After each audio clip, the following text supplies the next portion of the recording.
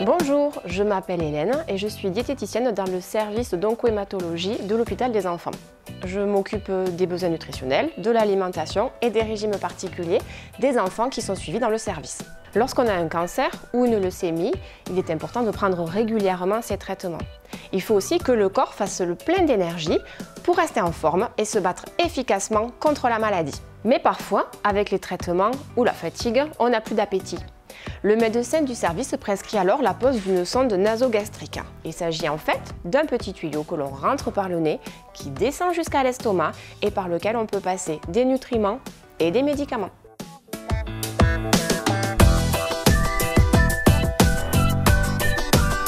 Aujourd'hui, nous avons invité des experts qui vont nous expliquer plus concrètement comment ça se passe. Et tout d'abord, Elga nous parle des avantages de la sonde nasogastrique. Alors souvent, sur le moment qu'on la pose, on ne peut plus parler. Mais bon, ça c'est pas un problème, après on peut reparler bien sûr. Mais après c'est très pratique au quotidien. Donc on peut passer bien sûr les médicaments, les diluant bien. Et on peut passer la nourriture. Si on n'a plus faim, et ben, on passe la nourriture. Et par contre ça n'empêche pas de manger. On peut manger à côté, on peut manger de tout. On peut boire, bien sûr, voilà. Et même si on ne boit pas assez, on peut rajouter de l'eau dans la sonde. Par contre, après un médicament et après quand on arrête la nourriture, il faut toujours rincer pour pas que ça se bouche, à part si vous avez envie de vous faire reposer la sonde. Mais voilà, et ça évite une perte de poids si jamais vous ne mangez plus. Et voilà. Je crois que Zoé et sa maman sont bien d'accord avec toi, Elga. Bonjour, vous voyez la sonde? Et bien ça, en fait, c'est pour guérir et aussi pour manger. Quand on nous a annoncé que Zoé porterait une sonde nasogastrique, on n'était pas ravis évidemment de rajouter ça au reste. Cela dit, on était en conflit vraiment régulièrement avec elle tous les jours pour lui faire avaler ses médicaments et puis on s'inquiétait de sa perte de poids aussi. Donc ça a été un gros soulagement finalement de ne plus avoir ça à gérer. Et puis elle aussi, quand on lui a dit qu'elle porterait une sonde et qu'on lui a montré des photos sur internet voilà, de ce que ce serait, elle a dit mais moi je veux ça, je veux pas avaler mes médicaments tous les jours. Donc finalement elle était d'accord et puis elle aussi ça l'a soulagée. Donc c'était une bonne chose. La pose de la sonde se passe à l'hôpital. Comment ça s'est passé pour toi, Léa? J'ai eu un peu peur de mettre un tuyau dans le nez. Alors, il y a une dame qui est venue dans ma chambre pour m'expliquer comment on met un tuyau dans le nez avec un doudou. Pour se détendre, juste avant la pause, il existe un gaz que l'on respire avec le masque. Il s'agit du Méopa. Il y avait le masque Méopa. Il y avait le Méopa, ça fait même pas peur. Mais en fait, ça fait guérir. Et après, on fait comment on availle de l'eau. Au bout de 6 semaines, il faut remplacer la sonde.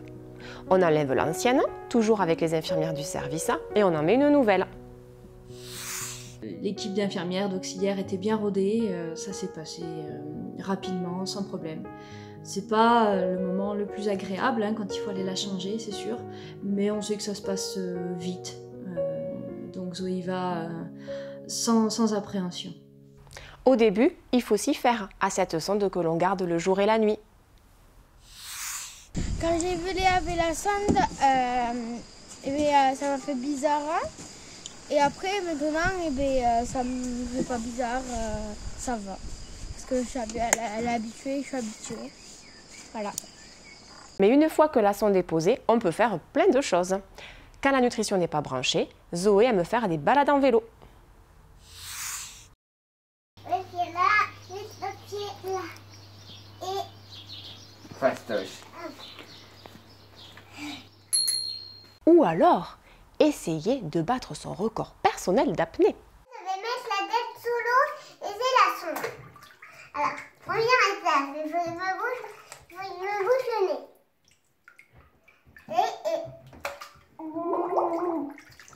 Et quand la nutrition de Zoé est branchée, elle fait des activités plus calmes. Et chaque fois que la nutrition est terminée, on débranche la sonde. Là, t'as vu, j'ai Oui. stop. Et tu éteins complètement? Et ensuite, je fais ça. Voilà, c'est fini. Et où est-ce qu'on va débrancher? On débranche là. Vous voyez, je dévissais. Là, il y a un petit bouchon normalement, même je sais pas où il est. Oui, je sais pas où il est. Et vous débouchez, vous mettez sur un sopalin ou un truc. Tu débouches toi? Tu y arrives? Oui, je crois que je vais y arriver. Dans l'autre sens?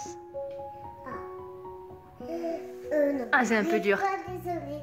Et bien sûr, on n'oublie pas de rincer la sonde pour éviter qu'elle se bouche. Comme c'est fini, et ben je rince avec de l'eau pour nettoyer la sonde. Vas-y. Je fais doucement. Si vous voulez pas vomir, moi, Aïda ne veut pas vomir. Vous faites doucement. Et on ne voit pas que ça bouge. Lorsqu'on sait que tu vas rentrer chez toi, une diététicienne ou une infirmière vient à l'hôpital pour t'expliquer les manipulations de la sonde. C'est elle qui continuera à venir te voir à la maison. Alors l'utilisation au quotidien, mais c'est la diététicienne hein, au début qui nous a beaucoup guidés. Voilà, pour l'alternance des prises d'alimentation le jour, la nuit. C'est vrai que ça la freine un peu dans ses activités, même si elle reste assez libre. Donc c'est un équilibre à trouver. Voilà, avec le soutien de la diététicienne, ça s'est fait assez facilement. Et puis petit à petit, nous on s'habitue aussi, on trouve notre rythme et finalement ça fait partie du quotidien. Zoé est habituée à ces moments où elle a la sonde, elle sait quelle activité elle peut faire à ce moment-là, donc ça se passe bien.